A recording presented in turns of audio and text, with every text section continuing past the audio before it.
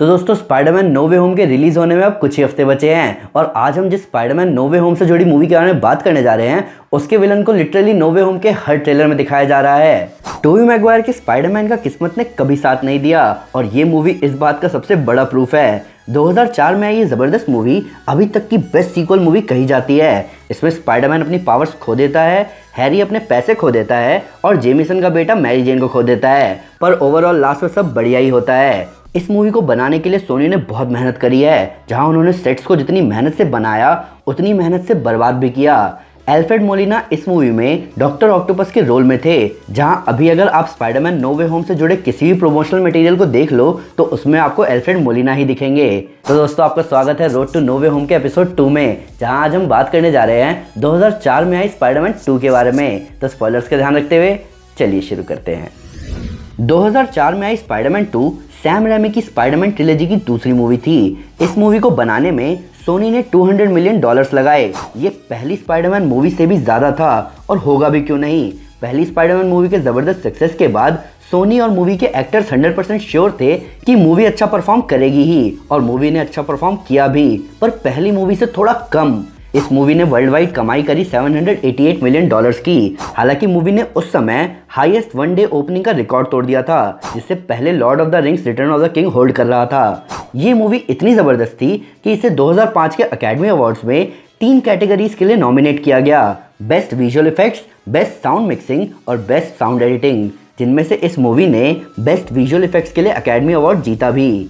Movie में Spiderman का role play कर रहे एक्टर टोबी मैगवायर को फायर कर दिया गया था, क्योंकि उन्होंने अपनी फेक बैक इंजरी का बहाना देकर ज़्यादा सैलरी की डिमांड करी थी। उनके एजेंट ने स्टूडियो से कहा कि या तो वो टोबी को $25 मिलियन दे या फिर मूवी की कमाई का 10% दे, पर स्टूडियो ने उनकी बिल्कुल भी नहीं सुनी। उनकी जगह लेने के लिए जेक गिलनहॉल को चुना गया, जिन्होंने इस रोल के लिए प्रिपरेशन शुरू भी कर दिया था। पर बाद में टोबी मैगवायर ने स्टूडियो एग्जीक्यूटिव से माफ़ी मांगकर इस पार्ट को वापस हासिल कर लिया, जबकि जेक गिलनहॉल इस मूवी के 15 साल बाद स्पाइडरमैन फार फ्रॉम होम में स्पाइडरमैन के दुश्मन मिस्टीरियो के रोल में दिखे। मूवी में दिखने वाले सारे डेली ब्यूगल न्यूज़पेपर्स को डेट वाइज और बिल्कुल टाइम के अकॉर्डिंग सेट किया गया था, ताकि वो मूवी के प्लॉट को प्रॉपर्ली शो कर पाएं। यहाँ पर अगर आप शुरू के न्यूज़पेपर पर नजर डालेंगे तो वहाँ एक हेडलाइन थी कि ट्रांसपोर्ट अथॉरिटी पुरानी ट्रेन सेफ्टी को लेकर चिंता में है, और इस हेडलाइन का डायरेक्ट रेफरेंस हमें स्पाइडरमैन और डॉक्टर ऑक्टोपस के बीच की ट्रेन फाइट सीक्वेंस में दिखा।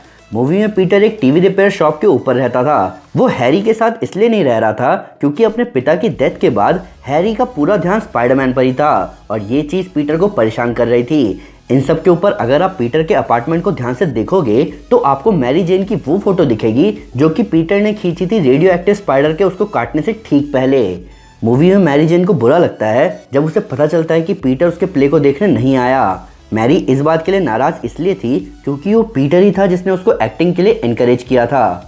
मूवी का स्टंट आपको बहुत हद तक रियलिस्टिक लग रहा होगा, क्योंकि कई सारे स्टंट्स एक्टर्स ने खुद परफॉर्म किए हैं। मूवी की शुरुआत में जब पीटर उसके पीछे आने वाली गाड़ी के ऊपर से जंप करता है तो ये स्टंट टोबी मैगवायर ने खुद परफॉर्म किया था। आंट मे का रोल प्ले कर रही रोजमेरी हैरिस ने अपने एक्शन सीन्स खुद परफॉर्म करे, प्लस प्रोडक्शन क्रू ने डॉक्टर ऑक्टोपस का रोल प्ले कर रहे एक्टर एल्फ्रेड मोलिना को कई बार ट्रिक किया अपने स्टंट खुद परफॉर्म करने के लिए, पर उन्हें ये बात बिल्कुल अच्छी नहीं लगी, क्योंकि पहली बात वो इसमें अच्छे नहीं थे, दूसरी बात ये कि वो स्टंटमैन से उनका काम नहीं छीनना चाहते थे।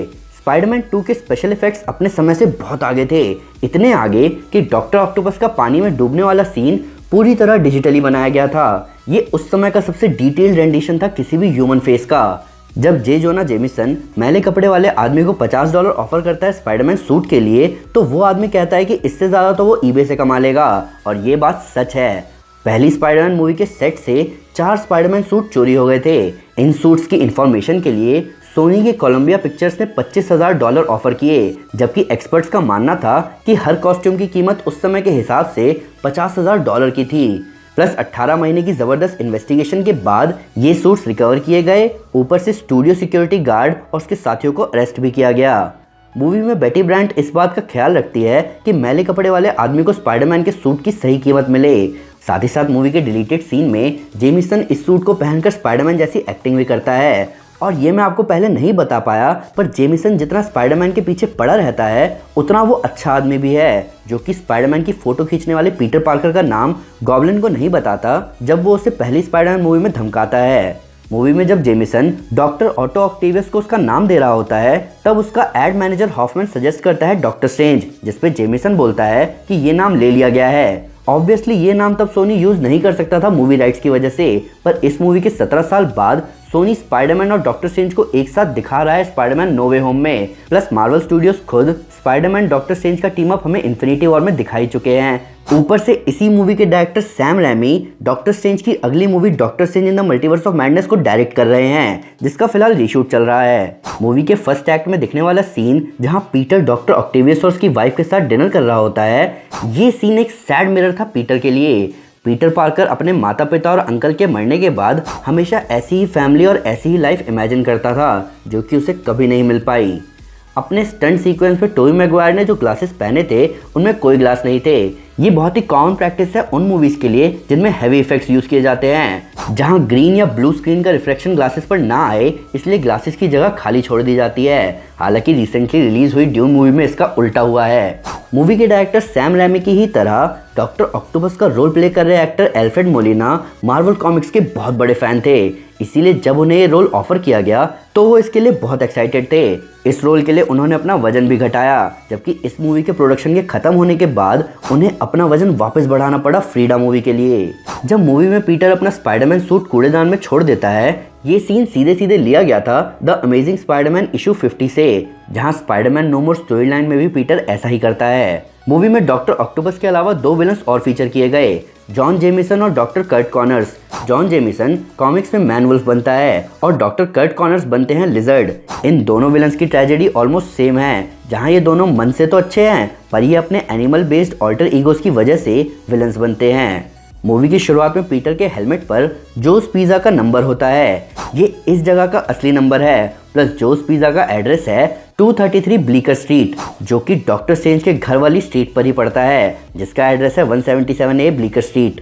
एल्फ्रेड मोलिना वापस आ रहे हैं डॉक्टर ऑक्टोपस के रोल में। उन्होंने स्पाइडरमैन नो वे होम के प्रोडक्शन के दौरान ही सबको बता दिया कि MCU में उनकी वापसी कैसे होगी। शायद उनके स्पॉइलर देने की वजह से ही स्पाइडरमैन नो वे होम के प्रमोशन में हर जगह उन्हें ही दिखाया जा रहा है। तो दोस्तों ये थी video road to no way home के एपिसोड 2 की। Recently Spiderman no way home की प्रोड्यूसर एमी पास्कल ने अपने रिसेंट इंटरव्यू में बताया कि सोनी टॉम हॉलैंड और मार्वल के साथ मिलके 3 स्पाइडरमैन मूवीज और बनाने की प्लानिंग कर रहा है, जिसका मतलब most probably no way home Tom Holland के स्पाइडरमैन की लास्ट MCU मूवी नहीं होगी। ये बहुत अच्छी खबर है, पर अभी अपना मेन फोकस एक से ज़्यादा स्पाइडरमैन दिखने पर है। प्लस एक और खुशखबरी ये है कि नो वे होम इंडिया में US से एक दिन पहले रिलीज होगी, यानी कि 16 दिसंबर को। पर फिर भी अगर मुझसे कोई डिटेल मिस हो गई हो या आपके कोई नया फैक्ट है इस वीडियो से रिलेटेड, तो प्लीज़ हमें कमेंट में ज़रूर बताएं या हमारे सोशल मीडिया हैंडल पर हमारे साथ शेयर करें। हम हर जगह हैं।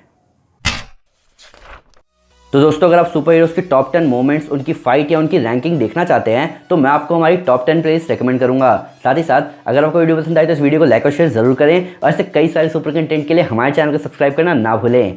Thank you guys, this is Aman Sinha and you are super. Piece.